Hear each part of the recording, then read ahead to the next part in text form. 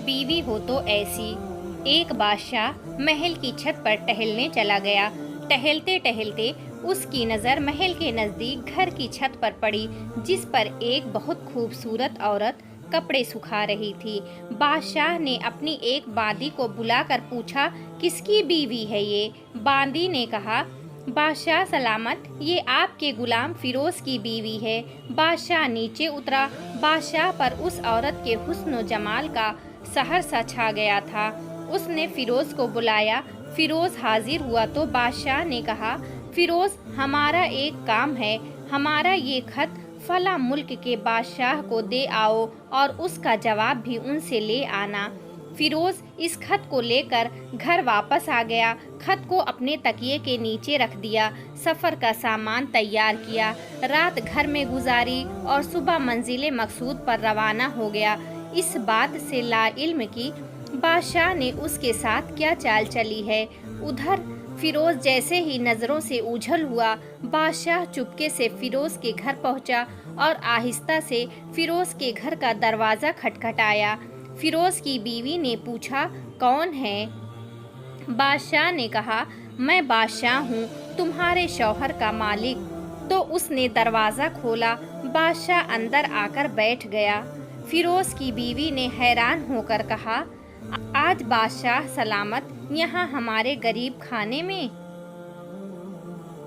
बादशाह ने कहा, मैं यहाँ मेहमान बनकर आया हूँ।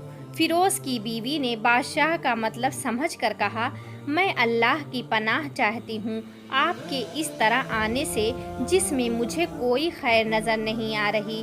बादशाह ने गुस्से में कहा, ऐ लड़की, क्या कह रही हो तुम? शायद तुमने मुझे पहचाना नहीं। मैं बादशाह हूँ, तुम्हारे शौहर का मालिक।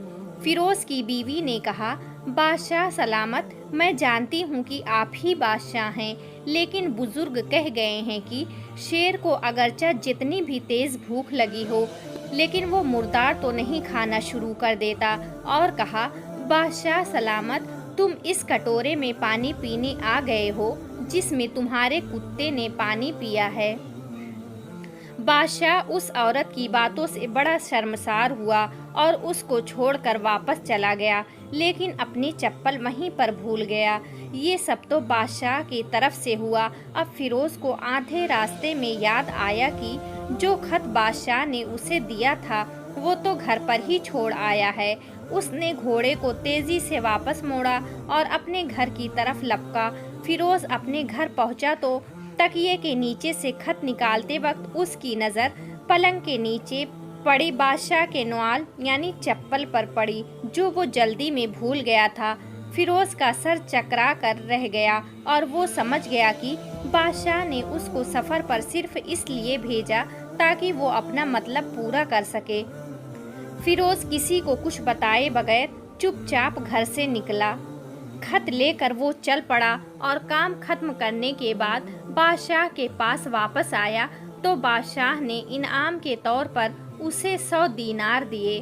फिरोज दीनार लेकर बाजार गया और औरतों के इस्तेमाल के कीमती कपड़े और कुछ तोहफ़े भी खरीद दिए। घर पहुंचकर बीवी को सलाम किया और कहा, चलो तुम्हारे मैके चलते हैं। बीवी ने पूछा, ये क्या है? कहा, बादशाह ने इनाम दिया है और मैं चाहता हूँ कि ये पहनकर अपने घर वालों को भी दिखाओ। बीवी, जैसे आप चाहें। बीवी तैयार हुई और अपने वालिदैन के घर अपने शौहर के साथ रवाना हुई। दामाद और बेटी और उनके लाए गए तोहफ़े को देखकर वो लोग बहुत खुश हुए।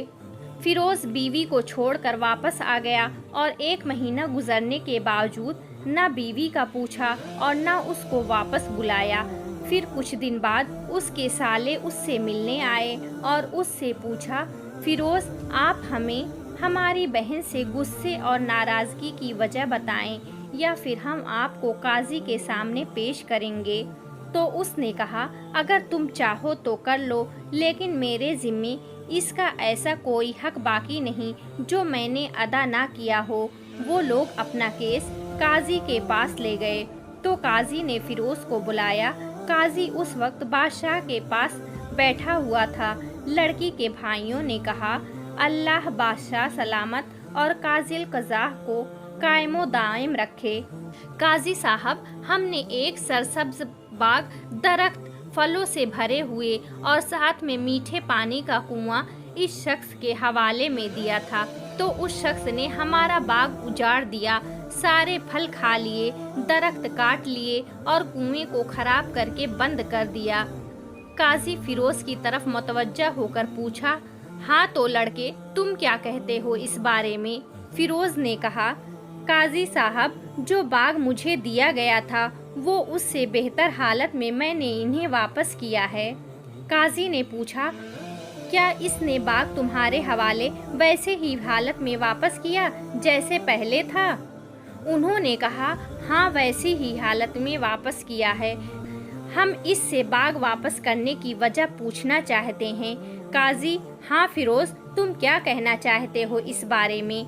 फिरोज ने कहा, काजी साहब, मैं बाग किसी बुग़्ज़ या नफ़रत की वजह से नहीं छोड़ा, बल्कि इसलिए छोड़ा कि एक दिन मैं बाग में आया तो उसमें मैंने शेर के पंजों के निशान देखे, तो मुझे खौफ हुआ कि शेर मुझे खा जाएगा, इसलिए शेर के इकराम की वजह से मैंने बाग में जाना बंद कर दिया। बादशाह जो टेक लगाए ये सब कुछ सुन रहा था और उठकर बैठ गया और कहा, फिरोज, अपने बाग की तरफ अमन और मुतमईन होकर जाओ। वल्लाह, इसमें कोई शक नहीं कि शेर तुम्हारे बाग आया था, लेकिन वो वहाँ पर तो न कोई असर छोड़ सका और न कोई पत्ता तोड़ सका और न ही कोई फल खा सका।